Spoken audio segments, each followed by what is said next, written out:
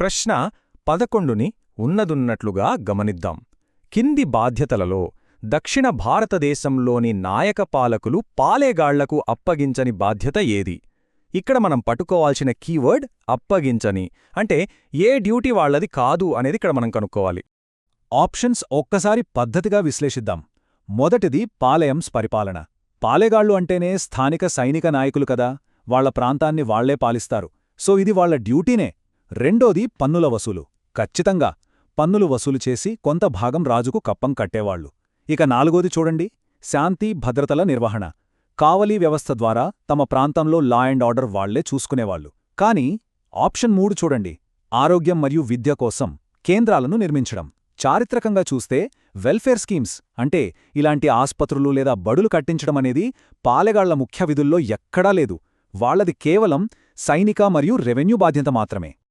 కాబట్టి మన correct answer option 3. ఆరోగ్యం విద్య కోసం కేంద్రాల నిర్మాణం వాళ్ల బాధ్యత కాదు.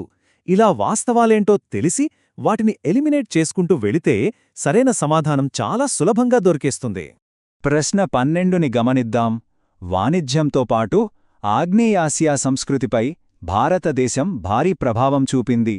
కింది వాటిలో ఏ ఐచ్ఛికం పై ప్రవచనంతో సరితూగదు? అంటే మన సంస్కృతిలో భాగమై ఉండి కూడా ఆ ప్రాంతాలకు వ్యాపించనిదేది అనేది ఇక్కడ ప్రశ్న.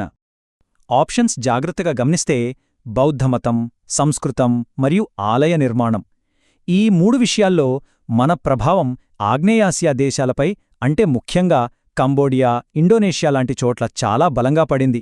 అంకోర్ వాట్ గుడి చూస్తే మనకా విషయం ఇట్టే అర్థమవుతుంది కదా. కాని ఇక్కడ ఆప్షన్ 3 చూడండి, వర్ణక్రమం ఆధారంగా కుల వ్యవస్థ. ఈ అత్యంత కఠినమైన సామాజిక వర్గీకరణ అనేది కేవలం మన భారత ఉపఖండానికే పరిమితమైపోయింది. ఈ వర్ణ వ్యవస్థ అక్కడి దేశాల్లో ఎక్కడా వేళ్లూనుకోలేదు. సో ఇక్కడ గుర్తుంచుకోవాల్సిన పాయింట్ ఏంటంటే కరెక్ట్ ఆన్సర్ ఆప్షన్ 3, వర్ణక్రమం ఆధారంగా కుల వ్యవస్థ అనేది ఆగ్నేయాసియాలో మన ప్రభావానికి ఉదాహరణ కాదు.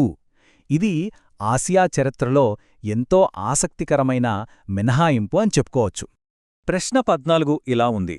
బొబ్బిలి యుద్ధంలో విజయరామరాజు వీరి సాయం తీసుకున్నాడు. 1757లో జరిగిన ఈ చారిత్రక యుద్ధంలో రాజకీయ పుత్తులు ఎలా ఉన్నాయో ఈ క్వశ్చన్ పరీక్షిస్తోంది. ఈ ఆప్షన్స్ని పద్ధతిగా ఎలిమినేట్ చేద్దాం. ఈ 1757 యుద్ధంలో విజయనగర పాలకుడైన పూసపాటి విజయరామరాజుగారు బొబ్బిలి సంస్థానం మీద దాడి చేయడానికి ఒకరి సహాయం తీసుకున్నారు. ఎవరిదంటే అప్పటి ఫ్రెంచ్ జనరల్ అయిన బుస్సిది, అంటే ఆప్షన్ 1 అయిన ఫ్రెంచ్ వారితో పొత్తు పెట్టుకున్నారు.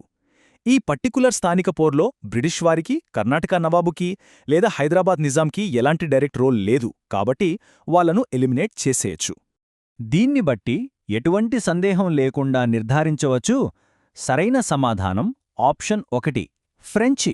నోట్స్ రాసుకునేటప్పుడు విజయరామరాజు పేరు పక్కనే బ్రాకెట్లో ఫ్రెంచ్ సహాయం అని హైలైట్ చేసుకుంటే ఎప్పటికీ మర్చిపోం కదా. మన ఆఖరి ప్రశ్న 15. ఒకసారి గమనిద్దాం. గోదావరి ఆనకట్ట నిర్మాణంలో సర్ ఆర్థర్ కాటన్కి సహాయం చేసిన ఆంధ్ర అధికారి ఎవరు? ఇది ఆంధ్రప్రదేశ్ చరిత్రలో ఒక సువర్ణాధ్యాయమని చెప్పొచ్చు. సర్ ఆర్థర్ కాటన్ ద్వారా గోదావరి డెల్టాని ఎంత సస్యశ్యామలం చేశారో మనందరికీ తెలిసిందే. కాని ఆయనకు వెన్నంటి ఉండి సహాయపడిన ఆ తెలుగోడు ఎవరు? ఆప్షన్స్ చూస్తే R Gurumurthy, Sebastian, V Veeranna, K Bapiraju ఉన్నారు. కాటన్కి కుడిభుజంగా ఉండి స్థానిక వాతావరణ పరిస్థితుల్ని అంచనా వేసి వేలాది మంది కార్మికులను సమన్వయం చేస్తూ ఆనకట్ట నిర్మాణంలో అత్యంత కీలక పాత్ర పోషించింది ఆప్షన్ 3లో ఉన్న మన గొప్ప భారతీయ ఇంజనీర్ వీణ వీరన్నగారు. మిగతా పేర్లకు ఈ చారిత్రక నిర్మాణంతో ఎలాంటి సంబంధం లేదు. సో ఈ అద్భుతమైన చారిత్రక వాస్తవం చెబుతోంది ఫైనల్ కరెక్ట్ ఆన్సర్ ఆప్షన్ 3 వి వీరన్నగారు. ఒక ఉపాధ్యాయురాలుగా ఇంత లోతైన 5 క్లిష్టమైన ప్రశ్నలను మనం కలిసి చాలా సులభంగా వివరంగా అనలైజ్ చేయడం నాకు నిజంగా చాలా సంతోషంగా ఉంది.